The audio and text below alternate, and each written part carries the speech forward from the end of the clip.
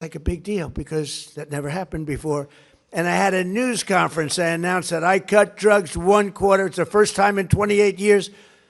But now I cut drug prices by 80%, 75%. A low one, a bad one would be 50%. Think of it, 1/4%, I was happy. But you know, with experience, you learn. And these are the biggest drug price cuts this country's ever had by 25 times. And I think it's going to make a very big difference. All you great Congress people back there that helped me, it's going to make a great difference. There's never been anything like it. It's called Most Favored Nation agreements. I got them with all the countries. And so now instead of paying the highest price in the whole world, we're paying the lowest price in the whole world. So it's pretty good.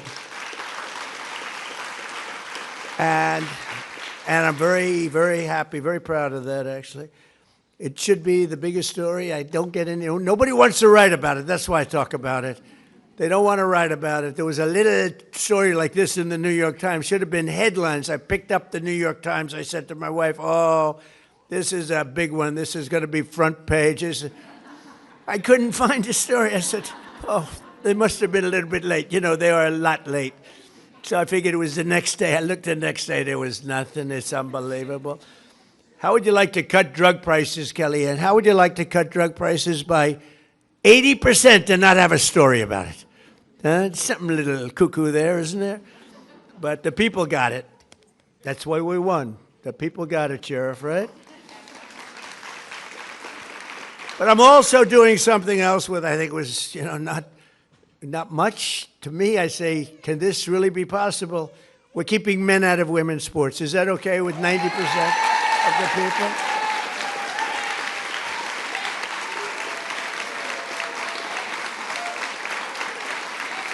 And we're putting that in the Save America Act as one of our 5. That's voter ID. We want voter ID. We want proof of citizenship. We want no transgender mutilization of your children. We don't want transgender mutilation. That's number 3. We want no men in women's sports. That's number 4. And we don't want to have mail-in voting, where the votes go. Where the hell do they come from? So we do that. It's 5 things. They're all 99%. They say, oh, that's an 80% issue, like voter ID. No, I think it's a 99. I think the Democrats have it at 87%. The leadership doesn't want it. Why don't you want voter ID? There's only one reason. Ready? Because you want to cheat. Okay? They blame it on all sorts of things. They came up, they said it's racist. They came up with things that you have to say their imagination is great. No, we're not going to let them cheat like they did in a certain election that we won't talk about. But that election was, and they cheat now. Look, we're not going to let it happen. So we're going to go get the Save America Act, not the SAVE Act. Nobody knew what the SAVE Act meant. The SAVE Act, what save what? Save America Act. And we're going to do everything we can. It's hard to believe. It's hard to believe we're having a hard time. I think anybody that votes against it shouldn't be allowed to run for office. You want to know the truth. But we're working very hard on it. It shouldn't be. Every one of those 5 points, every one of them is, I think, close to a 95%. They say voter ID, that's an 80% issue. It's not 80%. It's 99%, I believe, and so are most of the others. So there's 5 points. I call them best of. They're best of Trump, like best of for an athlete. The best plays, best of. These are best of Trump. So hopefully we're going to get them. But I'm also keeping the men out of the women's sports, and I signed an executive order declaring that there are only 2 genders, male and female. Complicated, isn't it? Male and female. I don't think the First Lady's going to have a problem. Am I okay with that one? I'm not, because she will say to me sometimes, I don't like that particular stance. I don't know. That's okay. We like that baby cry. Melania would say, I don't like that particular stance, but I think we're okay on that one. 2 genders, okay? Male and female. I think so. We'll be okay.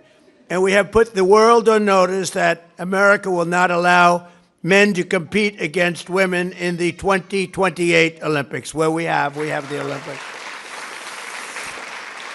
And we have the Olympics, we have the World Cup coming up, and we have 20, the really the biggest is 250, and I did all three of them. I did the Olympics, I got the Olympics. Then I got the World Cup, then I got 250, but I've never been given credit for that. They won't give me credit for 250 years, but I'm here for 250. I tried to take credit for that, but I haven't been able to get it. But a person that I recognized immediately when I came into the room, I looked down, I said, because I didn't read, I can't, if I prepare my speeches, I won't have time to get things done. You know, do you ever hear that? Yeah, I cannot prepare. So I didn't know who the hell I was speaking to, but I walked in and I saw this beautiful woman with the blonde hair. I watched that bobsled. I don't know how the hell you do it, Kaylee. But Kaylee was the star, big star of the Olympics and other Olympics also. And she's a six-time Olympic medalist. Think of that. And she's won more gold medals than any other female bobsledder in history. She's a total champion. I watched the whole deal with you. You were getting ready, and they said, maybe, I don't know. She was prime, 8 years ago. They said that was terrible. And then you ended up winning again, you know. You're going to be prime for a long time, I'll tell you that. What a tremendous athlete, and it's an honor. But I literally walked in, and I said, because I don't know most of you, unfortunately, but I knew her because I watched that whole thing. And she recently got back from Cortina, Italy, where she won 2 bronze medals as America cheered her on, and she's won the golds, and she's won more than anybody else. And it's amazing to have you here, and it's a great honor. Come on up, Kaylee.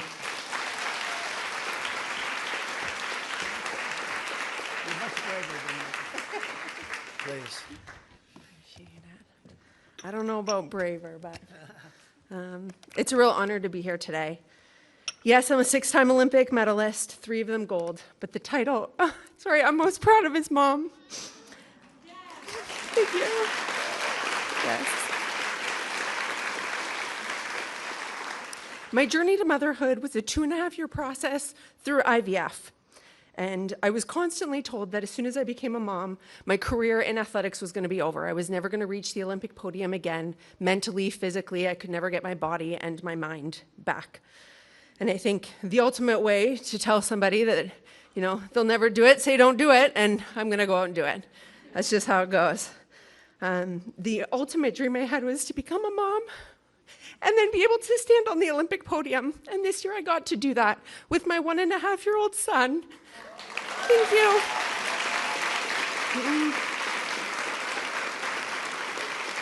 Yes. So being able to earn these 2 bronze medals, they feel like gold. They really do. He is my gold medal and will always be for the rest of my entire life. As a legal immigrant competing for the United States of America, a country that has adopted me, it's one of the greatest honors I've had in my entire life. Having my 1-year-old son chase me around the Olympic podium, another huge honor and a dream come true.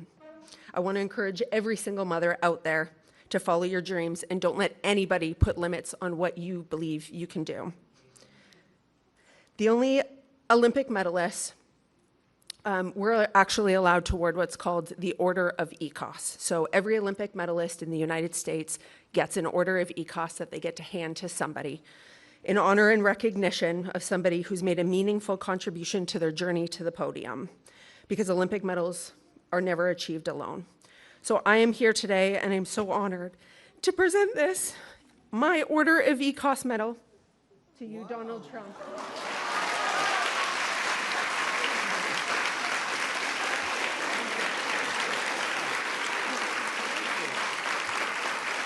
Thank you.